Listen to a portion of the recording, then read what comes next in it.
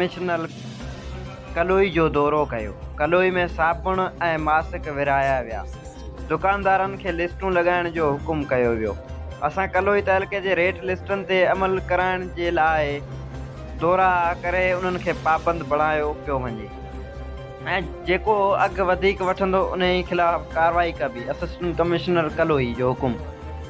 कलोई तहलके जे मुख़्तलिफ़ स्टाफनि वंगो, बलोचाबाद, सतूमेल, सिंजी मोरी जो दौरो कयो ऐं जॾहिं त असिस्टेंट कमिश्नर कलोई मोहब्बत अली भट्ट ऐं मुख़्तियारगार फ़रहान अली अंसारी पारां दुकानदारनि खे लिस्टनि मूजिबि रेट वठण जो पाबंद बणायो आहे। उन मौक़े ते मुख़्तियारगार कलोई फ़रहान अली अंसारी ऐं असिस्टेंट कमिश्नर कलोई मोहब्बत अली भट्ट चयो त असां कलोई तहलके जो विज़िट करे रहिया आहियूं ऐं दुकानदारनि खे पाबंद बणायो आहे त सरकारी रेट लिस्टनि तहत अघु वरितो वञे ऐं जेकॾहिं केरु बि अघु वधीक वठंदो त उन जे ख़िलाफ़ कानूनी कार्रवाई कई वेंदी।